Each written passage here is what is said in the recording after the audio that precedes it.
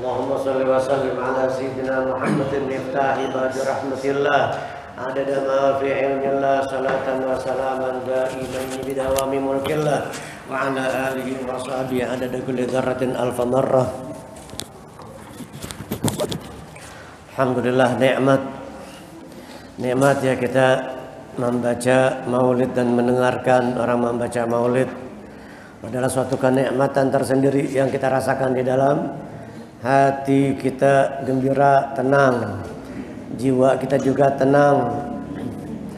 Beda dengan kita berada di tempat-tempat yang di situ tidak ada zikir, di tempat yang di situ tidak ada salawat kepada Nabi, yang di situ jauh dari mengingat Allah Subhanahu wa taala. Hati kita akan gersang. Tapi di tempat yang seperti ini, di masjid, di majelis ta'lim, kita membaca sirah, sejarah, riwayat, sejarah yang mulia Nabi Muhammad sallallahu alaihi wasallam, riwayat hidup beliau yang disusun oleh Al-Imam Al-Habib Ali bin Muhammad Al-Habsyi dengan maulidnya Simtud Durar, atau juga ketika kita mendengar pembacaan maulid-maulid yang lain, ada kenikmatan dan kebahagiaan tersendiri di dalam jiwa yang kita rasakan ini. Semoga Allah Ta'ala tambahkan nikmat tersebut. Rasa nikmat, rasa asyik, rindu untuk mendengarkan maulid, mendengarkan sejarah Nabi. Ketika kita berzikir, menyebut nama Allah, bersalawat kepada Rasulullah, semoga Allah Ta'ala tambahkan kenikmatannya, amin ya rabbal alamin. Itu yang kita rasakan baru belum seberapa, mungkin baru 0, sekian persen yang dirasakan oleh para aulia, oleh para kekasih Allah, pecinta-pecintanya Nabi.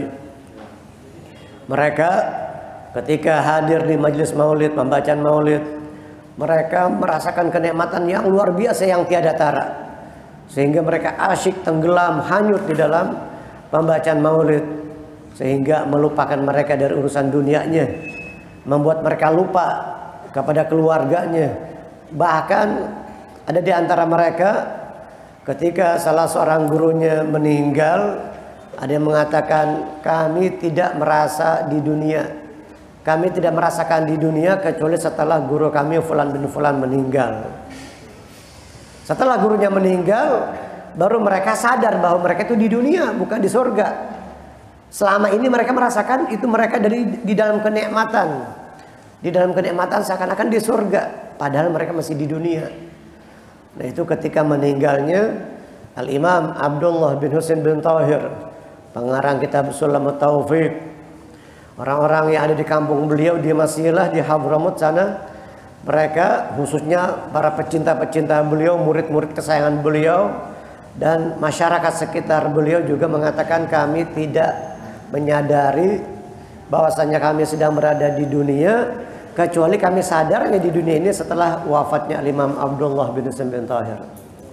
Jadi ketika beliau berada seakan-akan di surga, penuh dengan kenikmatan majlis-majlis yang dihadiri oleh mereka.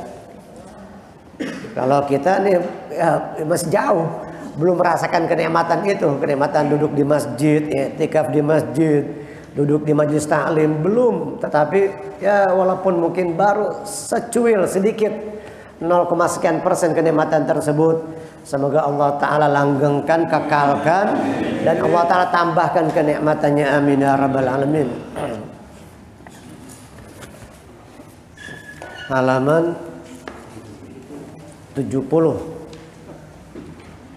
apa 72? 70. Bismillahirrahmanirrahim. Fa'lam anna Allah tabaraka wa ta'ala muttali'un ala dhamirika. Itu apa bawahnya lagi? Fata'addab ayyuhal miskinu zahiran wa batinan baina yaday Allah ta'ala ta'addubal abdil dhalilil mudhnibi fi hadratil malik, fi hadratil jabbaril qahhar. Wajtahid alla yaraka maulaka haitsu nahaka wala yafqidaka haitsu amaraka. Sebelumnya Al-Imam Al-Ghazali menjelaskan kepada kita bagaimana adabnya kita sebagai seorang hamba di hadapan Allah. Kita harus selalu sadar akan pengawasan Allah Ta'ala setiap detik, setiap saat dimanapun kita berada. Jangan kita merasa diawasi oleh Allah ketika berada di masjid aja. Lagi di masjid, sadar merasa diawasi oleh Allah, merasa sedang di dalam pengawasan Allah, merasa dilihat oleh Allah Ta'ala. Ingat dosa, ingat akhirat, ingat mati. Jangan ketika di masjid aja. Jangan sewaktu di atas sajadahnya aja. Jangan sewaktu kita di majlis taklim saja. Setiap saat, setiap detik. Ketika kita sedang berada di tempat bekerja, di perjalanan, di dalam kendaraan, di rumah, ketika berkumpul, bercengkerama dengan anak istri kita, kita harus sadar bahwa kita berada di hadapan Allah. Allah Ta'ala melihat, mengawasi kita setiap saat, setiap detik. Nah, itu yang harus kita tanamkan di dalam jiwa kita. Kesadaran bahwasanya Allah Ta'ala selalu melihat, mengawasi dan memantau kita. Sebagian orang takut, malu kalau dia berbuat yang tidak baik karena ada CCTV. Ada kamera pengawas. Nanti ada orang yang tahu, ada orang yang lihat. Kalau dia berbuat yang nggak baik, dia berbuat yang enggak, berbuat maksiat atau kemungkaran, perbuatan keji. Tetapi dia tidak sadar setiap saat Allah Ta'ala melihat, mengawasi dia. Kalau CCTV bisa mati, listrik mati, ini mati. Bisa rusak, bisa rusak. Tetapi CCTV Allah Ta'ala nggak pernah off, on terus, nggak pernah rusak. Nah, kita setiap saat diawasi oleh Allah Subhanahu wa Ta'ala. Sehingga kalau kita sadar berada di dalam pengawasan Allah Ta'ala, kita akan berpikir untuk berbuat yang tidak baik. Kita akan merenung kembali untuk berkata yang tidak baik. Sehingga ucapan perbuatan kita selalu bermanfaat. Karena sadar akan pengawasan Allah Ta'ala. Dicatat, ditulis oleh Allah. Dan akan dibalas nanti di akhirat. Bukan hanya ditulis, dicatat, tetapi akan dibalas oleh Allah Ta'ala di akhirat. Sehingga kita berusaha untuk sebaik-baiknya apapun yang kita ucapkan dan yang kita perbuat. Fata'addab ayyuhal miskinu zahiran wa batinan, maka beradablah engkau, wahai engkau yang miskin. Miskin dari kasih sayang Allah, dari rahmat Allah, dari ampunan Allah, dari karunia Allah. Wahai engkau yang miskin, engkau beradablah zahiran wa batinan, dengan adab secara zahir dan batin. Baina yadayillahi ta'ala, di hadapan Allah Ta'ala. Kita harus sadar, kita harus beradab di hadapan Allah Ta'ala, zahir dan batin.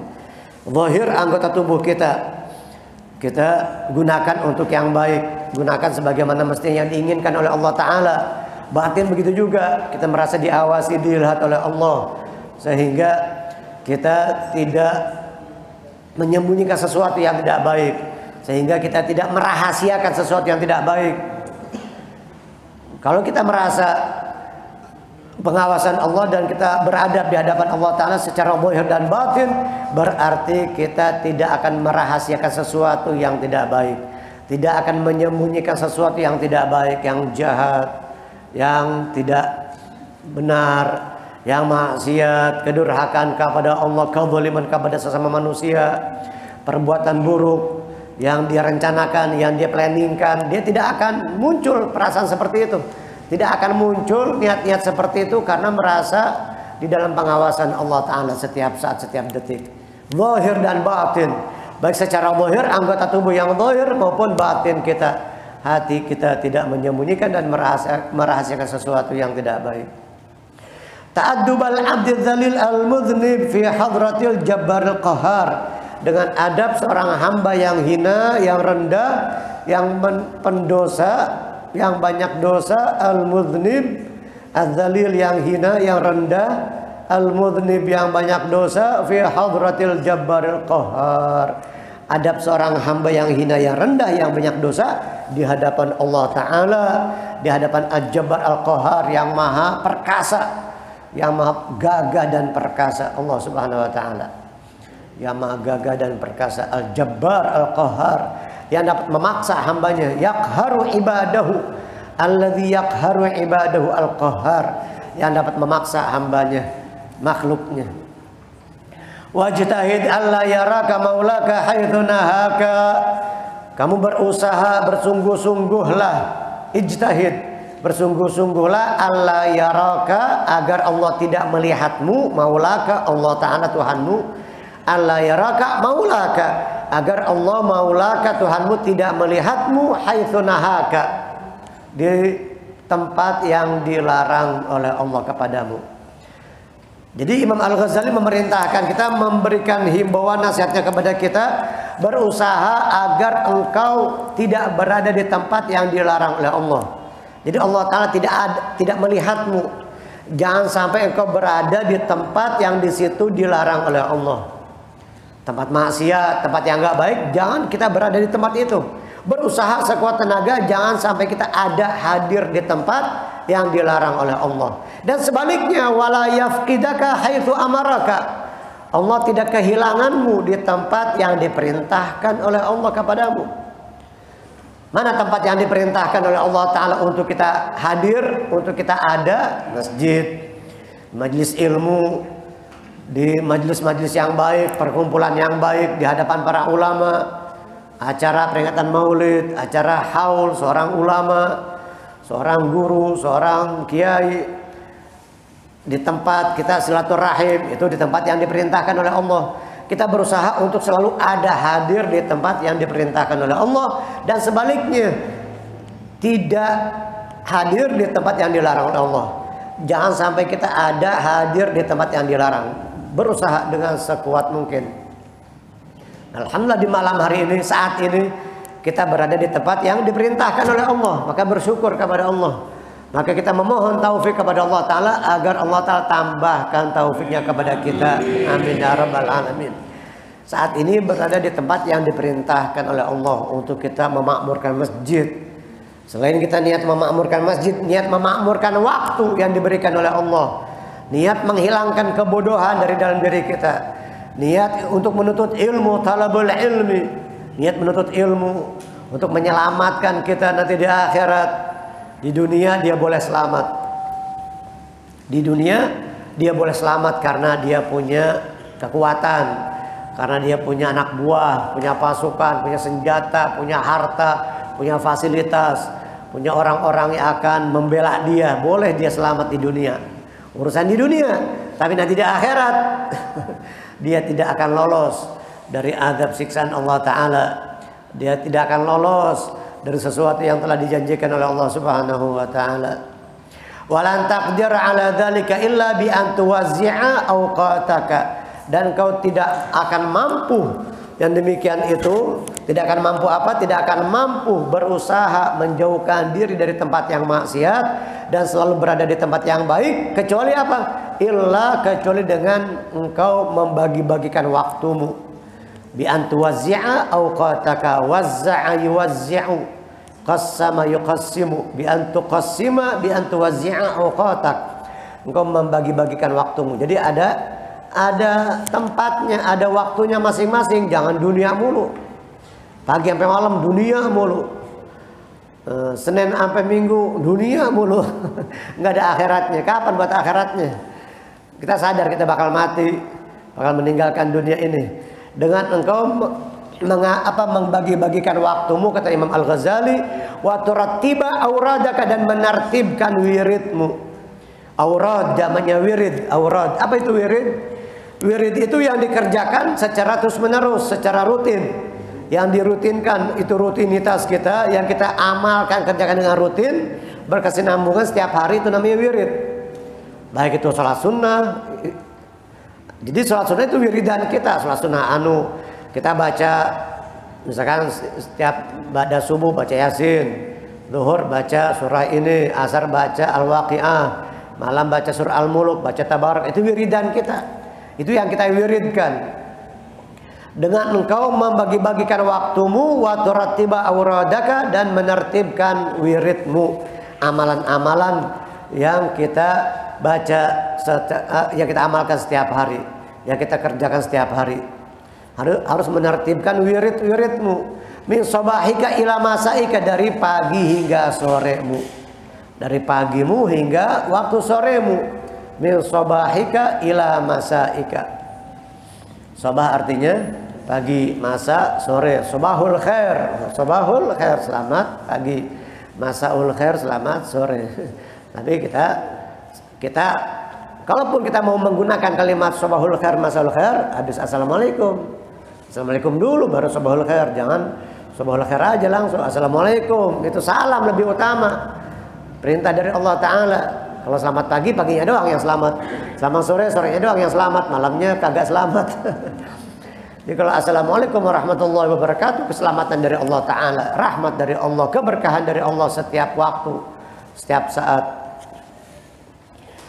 Wa turatiba auradaka min sobahika ila masaika, menertibkan wirid-wiridmu, amalanmu yang engkau kerjakan setiap hari dari pagi hingga sore. Pagi, kalau yang kita biasa amalkan dari orang tua kita, guru-guru kita, para habaib, para kiai khususnya di Indonesia ini yang didatangkan dari Hadramut, pada subuh kita baca wirdul latif. Wirdul latif, doa-doa Nabi, zikir-zikir Nabi yang disusun oleh Al-Imam Al-Habib Abdul Al-Haddad, Sahibul Ratib. Kalau ratib biasa dibaca ba'dal maghrib atau malam. Tapi kalau yang dibaca pagi itu bukan ratib, bukan baca ratib, tapi baca wirdul latif. Wirdul latif. Pagi dan sore, karena di situ ada Allahumma inni asbahtu, tetapi diganti kalau sore Allahumma inni amsaitu. Allahumma inni asbahtu minka fi ni'matin wa afiyatin wa sitrin fa atmim ni'mataka alayya wa afiyataka wa sitraka fi dunya wal akhirah. Allahumma inni asbahtu minka ushuduka ushudu hamalata arsyik wa malaikataka wa jami' khalqik annaka antallahu la ilaha illa anta wahdahu la syarika lak wa anna sayyidina Muhammadan abduka wa rasul. Ada beberapa puluh macam zikir. Ada ayat Al-Quran, lau anzalna hadal Quran, akhir surah Al-Hasyr. Dan di situ ada ayat lau anzalna hadal Quran. Di Ratibul Atas juga ada ayat lau anzalna hadal Quran ala jabalil ra'aytahu khashi'an mutasaddian min khasyatillah. Itu akhir surah Al-Hasyr, lau anzalna hadal Quran. Selain di dalam Ratibul Atas juga di dalam Wirdul Latif. Dan sunnah, ketika kita membaca ayat lau anzalna hadal Quran, kita meletakkan tangan di atas kepala. Ini banyak orang yang belum tahu nih. Jadi sewaktu membaca lau anzalna hadal Quran, letakkan tangan di atas kepala. Nabi begitu. Nabi ketika membaca ayat lau anzalna hadal Quran, meletakkan tangannya di atas kepala. Sebagai tanda takut kepada Allah. Seandainya kata Allah, lau anzalna hadal Quran, seandainya kami turunkan Al-Quran ini ala jabalin, ke gunung, la ra'aitahu khashi'an mutasaddian min khasyatillah, engkau akan melihatnya hancur lebur itu gunung. Karena dahsyat itu Al-Quran.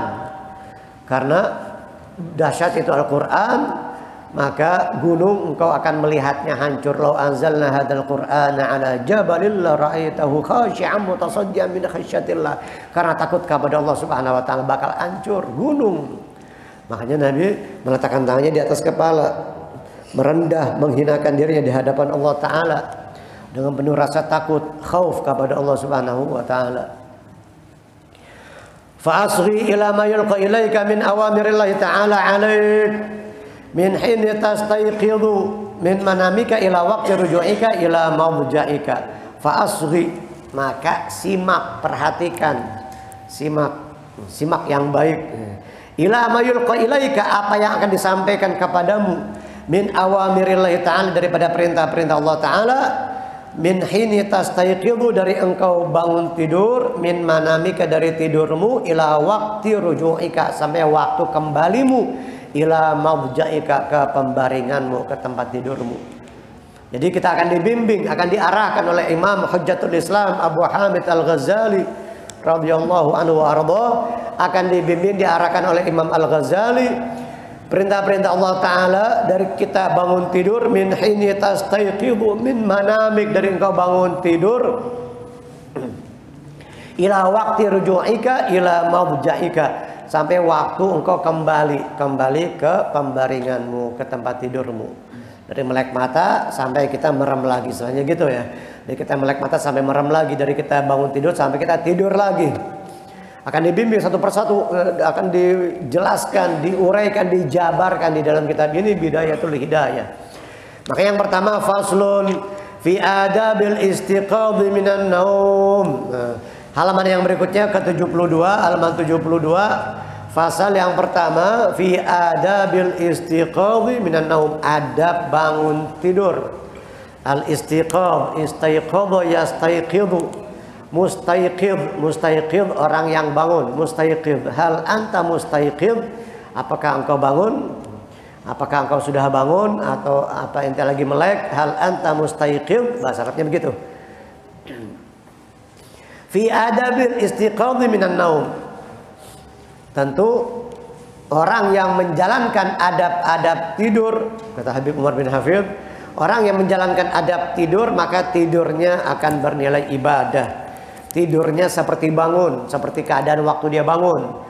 Tidurnya seperti dia beribadah kepada Allah Ta'ala. Bagaimana dengan ibadahnya? Kalau tidurnya saja dia bernilai ibadah, seperti orang yang bangun, seperti mustaiqidh, seperti orang yang melek. Itu bagi yang menjalankan adab-adab tidur, sunnah-sunnah sebelum tidur, tata cara Nabi, bagaimana tidurnya Nabi. Maka tidurnya seperti orang yang melek, seperti orang yang beribadah kepada Allah. Gimana meleknya, gimana ibadahnya, lebih utama lagi, lebih hebat lagi. Tapi sebaliknya orang yang tidak menjalankan adab tidur, orang yang tidak menjalankan adab tidur dan bangun waktu melek, maka meleknya seperti orang tidur. Meleknya aja. Kata orang ini lagi melek, lagi jalan-jalan ke sana kemari, lagi mondar-mandir tuh, hidup jalan ke sana, nggak taunya tidur. Di sisi Allah Ta'ala dia seperti orang tidur. Dia lagi tidur, dia lagi tidur, lagi merem, nggak ada manfaatnya. Wujuduhu ka'adami, keberadaannya seperti nggak ada. Ada tapi seperti nggak ada. Karena di sisi Allah, di dalam pandangan Allah Ta'ala dia orang yang mati. Padahal kata orang lagi mondar-mandir, masih hidup. Lagi berjalan mondar-mandir. Tetapi di hadapan Allah Ta'ala, di sisi Allah dia orang yang mayyit, orang yang mati.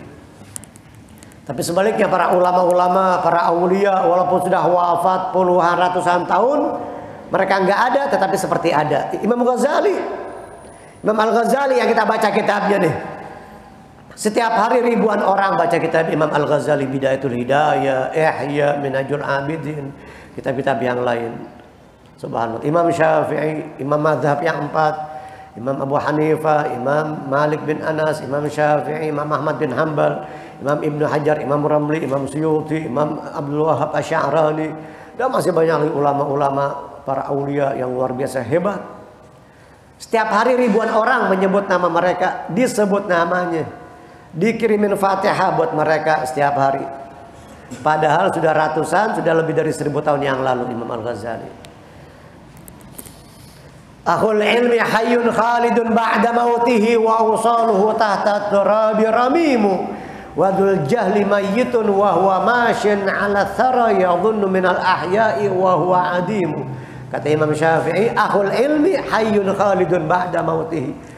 Orang yang memiliki ilmu, para ulama, hayyun khalidun, hidup kekal selama-lamanya. Walaupun dia sudah wafat. Walaupun tulangnya sudah hancur di dalam tanah. Sebagian mereka, sebagian lagi ada yang nggak hancur. Ada yang tetap utuh jasadnya. Wadul jahli mayyitun, sementara orang yang jahil, mayyit, dia mati.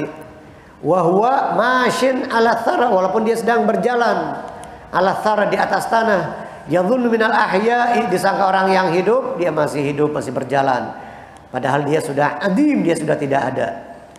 Wadul jali mayyitun wa huwa mashin ala thara yadhunnu minal ahya'i wa huwa adimu. Adab bangun tidur, adab bangun tidur al-istiqadh. Dan ketika kita mau membangunkan orang lain, kitanya kan harus melek. Yang bisa bangunin orang tidur, orang apa? Orang tidur apa orang melek? Orang melek. Begitu juga ketika kita menasihati orang katanya. Ketika kita menasihati orang, kitanya harus melek. Jangan kitanya sama-sama lalai. Kalau kitanya sama-sama lalai, sama-sama tidur, gimana orang tidur membangunkan orang yang tidur? Yang bisa membangunkan orang yang tidur hanya orang yang bangun, hanya orang yang melek. Kalau sama-sama tidur, bagaimana yang dibangunkan akan bangun? Sama-sama tidur. Sama-sama lalai. Nah, ulama-ulama dahulu seperti itu. Beda dengan, maaf, dan tanda kutip, dai-dai, mubalik-mubalik, para penceramah-penceramah di zaman sekarang. Mereka lalai, mereka tidur. Bagaimana membangunkan orang yang tidur? Mereka sendiri lalai tidur. Jadi yang bisa membangunkan orang yang tidur hanya orang yang mustaiqidh, orang yang bangun, yang melek, yang sadar. Jadi mereka tulus, ikhlas memberikan nasihat, menyampaikan agama, risalah dari Allah Ta'ala kepada mereka dengan penuh kesungguhan. Karena Allah Ta'ala ingin menebarkan kebaikan, ingin merubah orang. Jangan hanya tugas menyampaikan ceramah hanya seperti profesi. Bukan profesi, dakwah ini bukan profesi, ini tugas mulia. Dakwah mengajak orang ke jalan Allah itu, dakwah itu adalah tugas mulia dari Allah. Tugas yang mulia, tugasnya para nabi dari Allah Ta'ala. Bukan profesi, bukan pekerjaan. Kalau profesi identik sama materi. Identik sama materi. Kalau profesi atau pekerjaan ini bukan profesi, bukan pekerjaan. Tugas mulia dari Allah. Tugasnya para nabi, tugasnya para rasul, tugasnya orang-orang saleh. Mengajak orang ke jalan Allah. Nah, orang yang mengajak orang ke jalan Allah, yang menegur, menasihati, memberikan nasihat kepada orang, dianya harus bangun, dianya harus mustaiqidh, jangan naim, jangan raqid, jangan tidur. Kalau sama-sama tidur, maka bagaimana orang yang diberi nasihat itu akan bangun. Fa idza istayqadta minan naum, kata Imam Al-Ghazali, jika engkau bangun dari tidur, fajtahid an tastayqidha qabla tulu'il fajri. Maka engkau berusaha untuk bangun sebelum terbit fajar. Qabla tulu'il fajri, sebelum terbit fajar. Sekarang subuh jam 4.25 ya.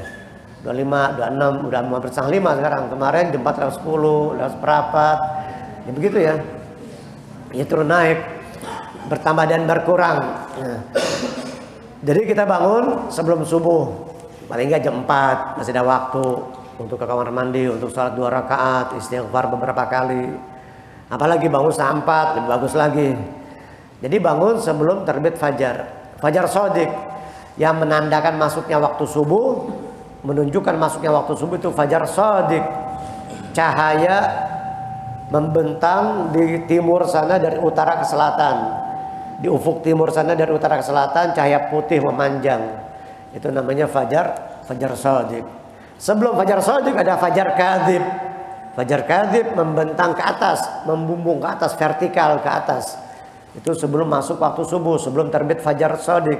Sebelum muncul fajar shadiq, fajar kadzib dulu. Di fajar shadiq yang benar, bukan yang kadzib, bukan yang bohong. Fajar yang shadiq itu yang menunjukkan, menandakan masuknya waktu subuh. Berusahalah engkau bangun sebelum waktu subuh, sebelum terbit fajar shadiq. Jangan kalah sama ayam jago. Kadang ayam jago duluan ya. Ayam jago dia udah berkokok duluan. Masa kita kalah sama ayam? Ayam kadang jam 3 ada yang berkokok. Ada yang berkokok sampat jam 4 kurang dia udah berkokok. Kitanya masih selimutan. Kitanya masih bergumpal aja, masih ngumpul aja di dalam kamar, masih selimutan, apalagi mungkin tempatnya enak, adem, pakai ada pendinginnya AC, selimut tebal, tempat tidur enak, ruangannya, kamarnya wangi, sejuk, bersih, wah makin betah lagi, makin berat bangunnya. Ada orang yang suka nge-gym. Di tempat-tempat fitness orang laki, pemuda-pemuda gagah, dia bisa ngangkat beban 100 kilo ya, 200 kilo. Wah 200 kilo diangkat tuh, sambil rebahan tuh 200 kilo, 100 kilo. Sama selimut kalah. Nggak bisa ngangkat selimut, padahal cuma setengah kilo tuh selimut.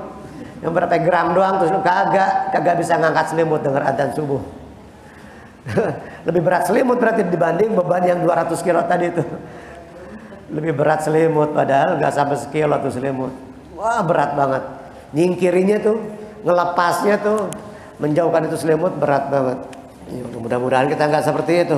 Mudah-mudahan kita berusaha terus senantiasa kita jangan sampai terkalahkan oleh hawa nafsu kita. Amin ya rabbal alamin. Fajtahid an tastayqidha qabla tulu'il fajri wal yakun awwala ma yajri ala qalbika wa lisanika dzikrullah ta'ala. Dan hendaklah awwala ma yajri, yang pertama berjalan mengalir di hatimu dan lisanmu adalah zikrullah. Yang pertama keluar dari lisan kita, yang pertama keretak di hati kita adalah zikrullah. Alhamdulillahilladzi ahyana ba'da ma amatana wa ilaihin nusyur. Itu apal. Yang kedua apal enggak yang kedua? Alhamdulillahilladzi radda alayya ruhi wa afani fi jasadi wa adinali bi dzikrih. Itu juga doa bangun tidur. Alhamdulillahilladzi radda alayya ruhi. Segala puji bagi Allah Ta'ala yang mengembalikan ruhku. Wa afani fi jasadi, dan memberikan afiat sehat jasadku. Wa adinali bi dzikri, dan mengizinkan lisanku untuk menyebut namanya. Alhamdulillahilladzi radda alayya ruhi wa afani fi jasadi wa adzinali bi dzikri. Itu diantara doa bangun tidur. Tapi itu kurang populer. Yang populer, yang terkenal, alhamdulillahilladzi ahyana ba'da ma amatana wa ilaihin nusyur. Segala puji bagi Allah yang menghidupkan kami setelah mematikan kami. Berarti tadi kita mati tuh. Tadi kita 3 jam, 4 jam, 5 jam mati tuh. Lagi tidur tuh mati, nggak sadar, nggak tahu apa yang ada di sekitar kita. Kita nggak ngeh apa yang ada di sekeliling kita. Bahkan ada orang yang tidurnya kebluk banget. Itu jangankan petasan, bom aja mungkin dia kagak bangun. Ada bom di jangan boro-boro adzan, suara adzan, kumandang adzan di masjid, toa masjid atau musola. Petasan di sampingnya kalau dinyalain mungkin dia kagak bangun. Dia ketok-ketok kamarnya, wah Allah digedor-gedor. Kita teleponin kagak bangun-bangun. Atau mungkin teleponnya di silent kali mungkin. Di silent kali. Di nada getar, pakai nada getar kali. Itu beda lagi kalau pakai nada getar. Ini enggak. Dengar alarm, pasang alarm 4 kali 5 kali kagak bangun-bangun. Padahal dia pasang alarm di handphonenya. Jadi pasang alarm sebelum subuh kita bangun. Apalagi kita yang udah bukan muda lagi nih, mau ngapain? Kita udah nggak muda lagi, udah tua nih, mau ngapain? Masa mau kayak anak muda aja lagunya main handphone aja, bangun tidur yang dicari handphone, mana casan, mana handphone, wah lobet, wah dia puyeng, pusing, panik dia, handphonenya lobet, panik, cari charger belum ketemu, panik, bingung, bukan nyari siwak, bangun tidur cari siwak nih, siwak, pakai siwak Nabi. Langsung nyari siwak, berzikir kepada Allah Subhanahu wa Ta'ala, bangun tidur, bukan nyari handphone. Ada lagi mungkin bahkan saking nggak pernah ketinggalan, nggak pernah lepas sama handphone, apa ditaruh di bawah bantal ya? Handphone ditaruh di bawah bantal ya. Padahal kan bahaya itu, radiasinya bahaya itu. Bahaya, nggak bagus buat otak kita tuh. Nah ini jangan sampai kita terbiasa untuk hal-hal yang membuat kita lalai sebelum tidur. Mainin handphone, mainin HP, baca berita aja sebelum tidur. Bukan baca berita dari langit. Baca berita dari langit. Al-Quran, hadits-hadits Nabi itu berita dari langit tuh. Jangan kita berita-berita yang banyak disetting nih, banyak settingan, banyak banyak rekayasanya nih. Penuh dengan rekayasa dan settingan. Buat apa? Cukup kita tahu, ngerti, udah gak usah perdalam.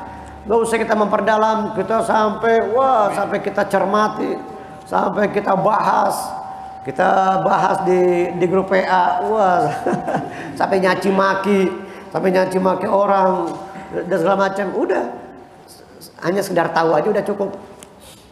Yang lebih penting kita perhatikan informasi dari langit, dari Allah Subhanahu wa Ta'ala, Al-Quran, ya Allah. Itu yang jarang kita perhatikan. Jadi yang pertama keluar dari lisan kita dan yang pertama mengalir, berjalan, hadir di hati kita adalah zikrullah, zikir. Dan juga setelah kita berzikir, memuji Allah Ta'ala dengan doa-doa tadi, lalu kita bersiwak. Ya kalau sekarang mungkin ada orang yang nggak ngerti siwak. Siwak itu apa? Dari kayu arok, pohon arok. Ini siwak. 2 rakaat pakai siwak lebih baik dari 70 rakaat tanpa siwak. Raka'atan bi siwak khairum min 70 raka'ah bi ghairi siwak. 2 orang, si A dan si B, pakai apa? Dia sholat. Yang si A sholat pakai siwak cuma 2 rakaat. Si B nggak pakai siwak 70 rakaat. Bagusan si A. Bagusan temennya yang si A tadi cuma 2 rakaat tapi pakai siwak. Yang 70 rakaat kagak pakai siwak, bagusan yang 2 rakaat apa yang dengan siwak. Dibanding 70 rakaat tanpa siwak.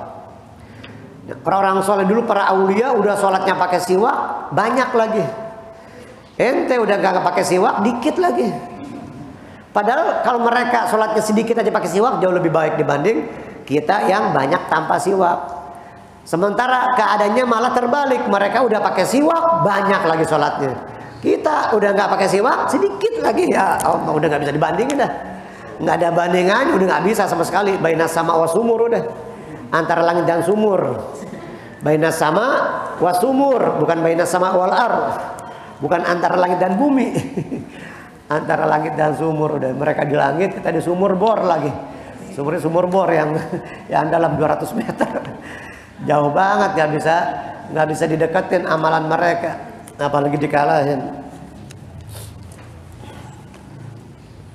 Kita jawab dulu nih pertanyaannya. Jangan banyak-banyak, kita bisa sampai jam 12 nih. Bismillahirrahmanirrahim. Siapakah sebenarnya Wahabi itu? Karena sering berselisih dengan Aswaja.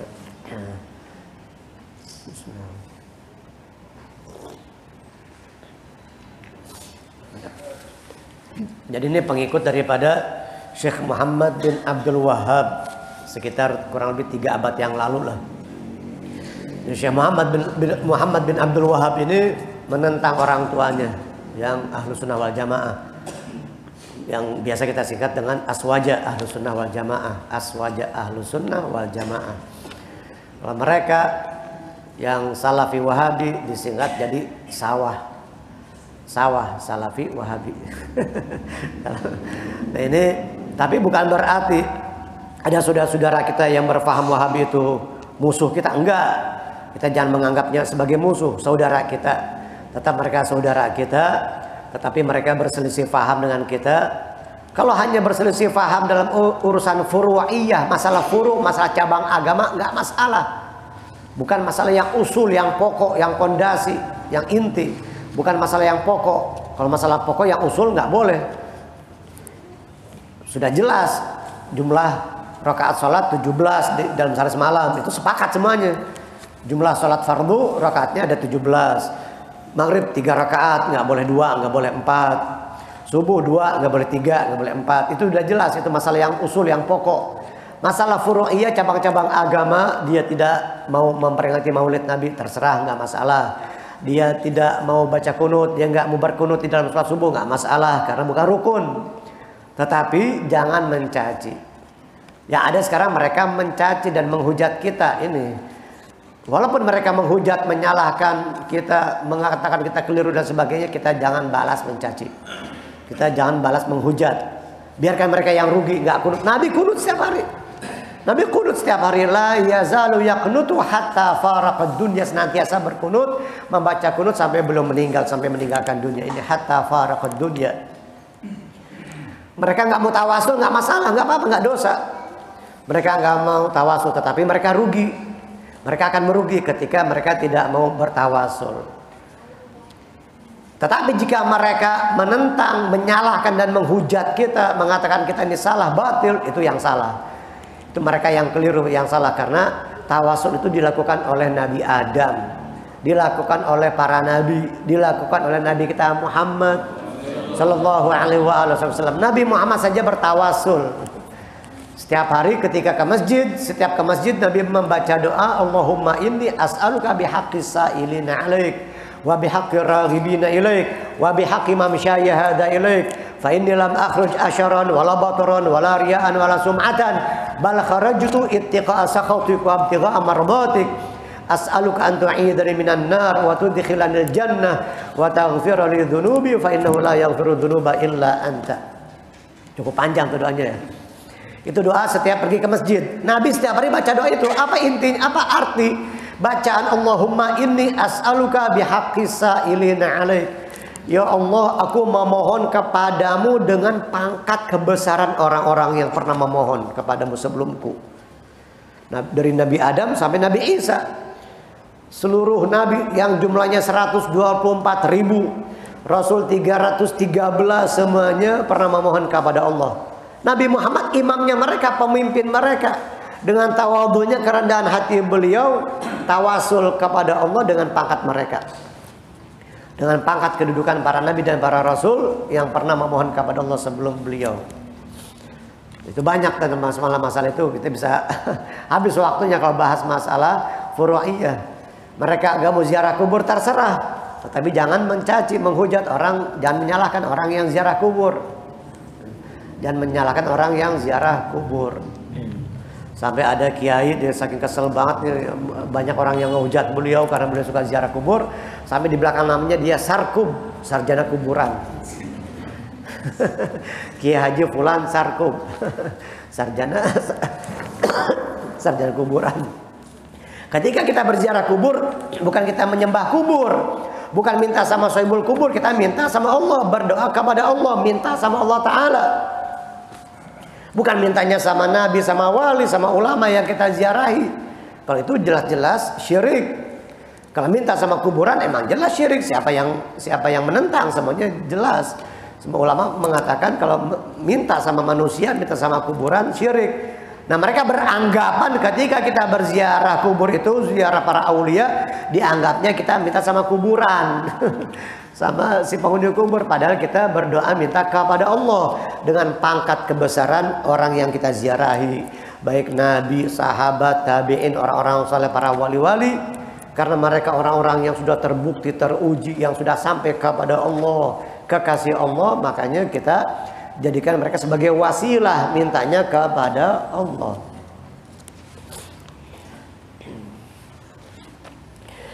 Berapa menit sebelum adzan subuh waktu yang tepat melakukan sholat fajar? Sholat sunnah fajar itu setelah masuk waktu subuh, bukan sebelum waktu subuh. Masuk waktu subuh, setelah adzan kita menjawab kumandang adzan, kita sholat sunnah fajar. Sholat sunnah fajar 2 rakaat. Bukan sebelum masuk waktu subuh. Sebelum masuk waktu subuh bukan sholat sunnah fajar namanya. Kita kerjain sholat yang lain. Mungkin sholat tahajud, mungkin sholat witir. Sholat sunnah fajar setelah masuk waktu subuh, waktu fajar. Sholat sunnah fajar. Sunnatul, atau di dalam hadis rak'atal fajri. Rak'atal fajri khairun minad dunya wa ma fiha. 2 rakaat sholat sunnah fajar lebih baik dari dunia dengan segala isinya. 2 rakaat sholat sunnah fajar lebih baik dari dunia dengan segala isinya. Orang yang terkaya di Indonesia, orang terkaya di dunia, Bill Gates saat ini kalah sama ente. Lebih kaya ente kalau ente sholat sunnah fajar tadi.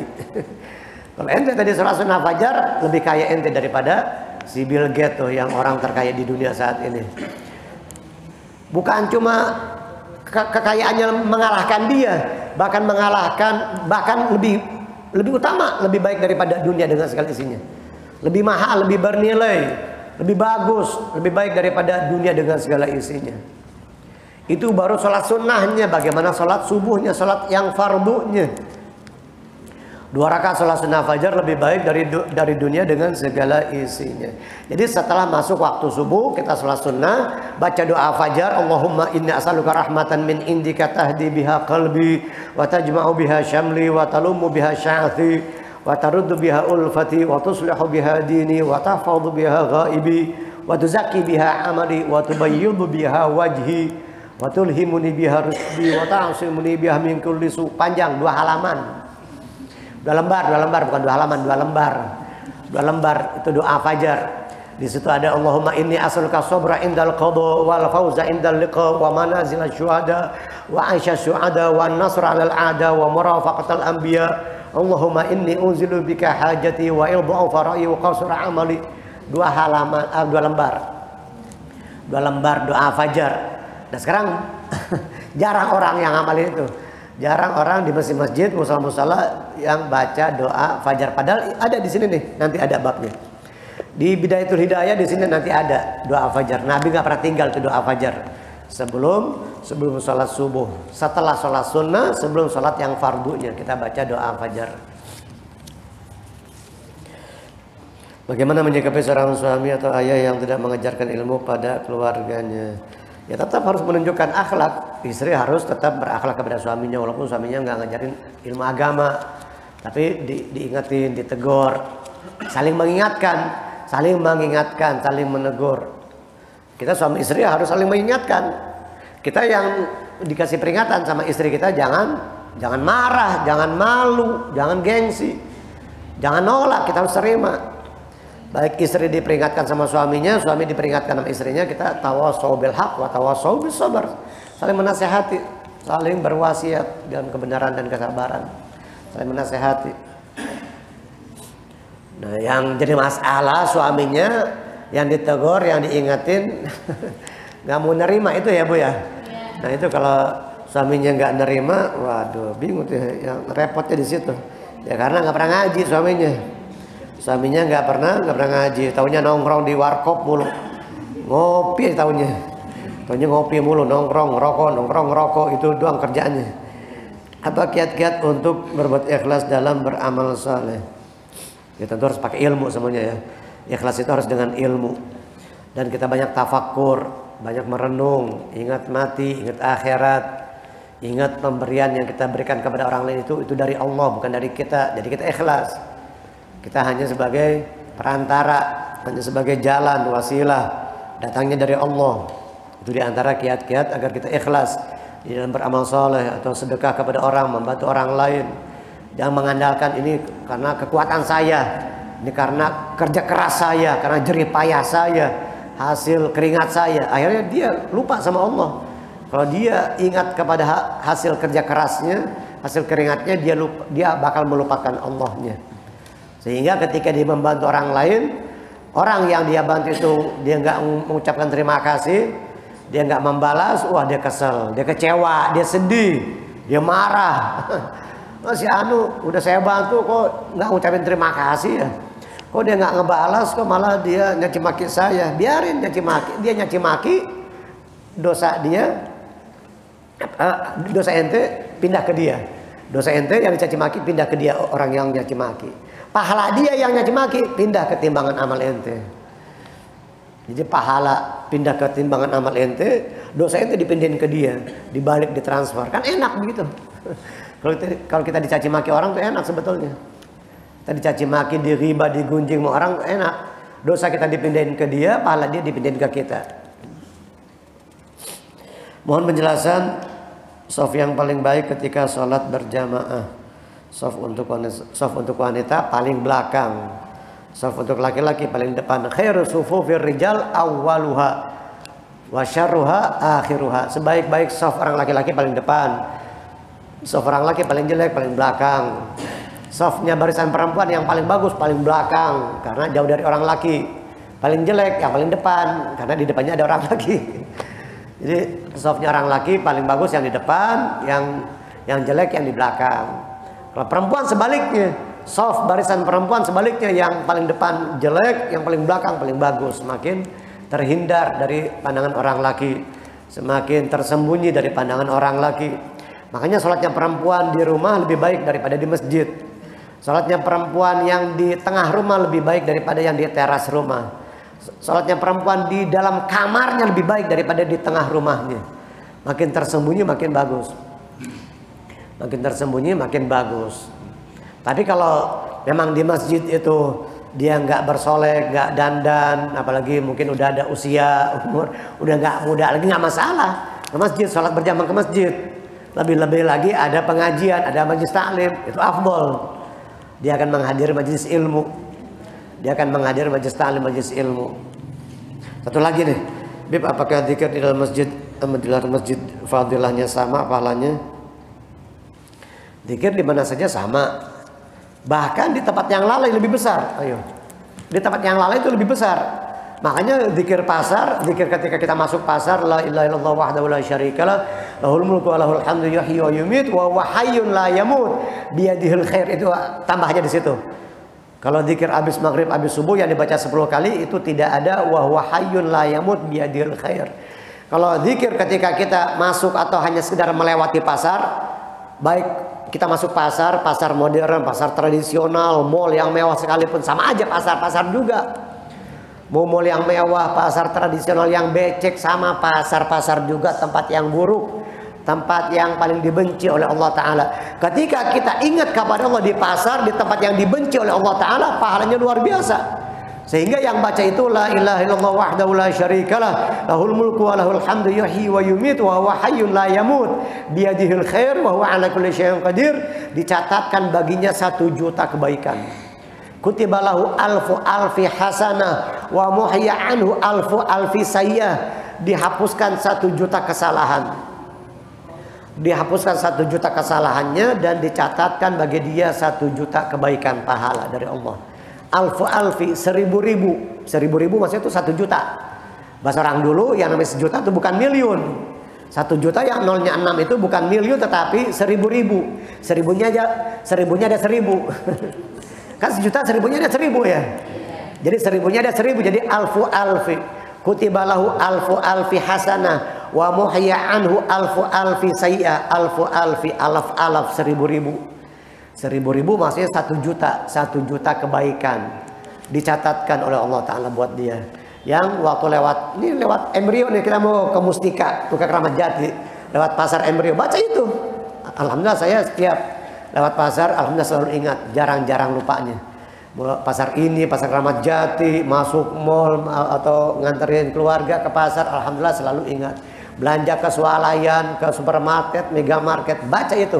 La ilaha illallah wahdahu la syarikalah, lahul mulku wa lahul hamdu yuhyi wa yumiitu wa huwa hayyun la yamut biyadil khair wa huwa ala kulli syai'in qadir. Dibaca 3 kali afdalnya. Dibaca 3 kali. Mudah-mudahan Allah Subhanahu wa taala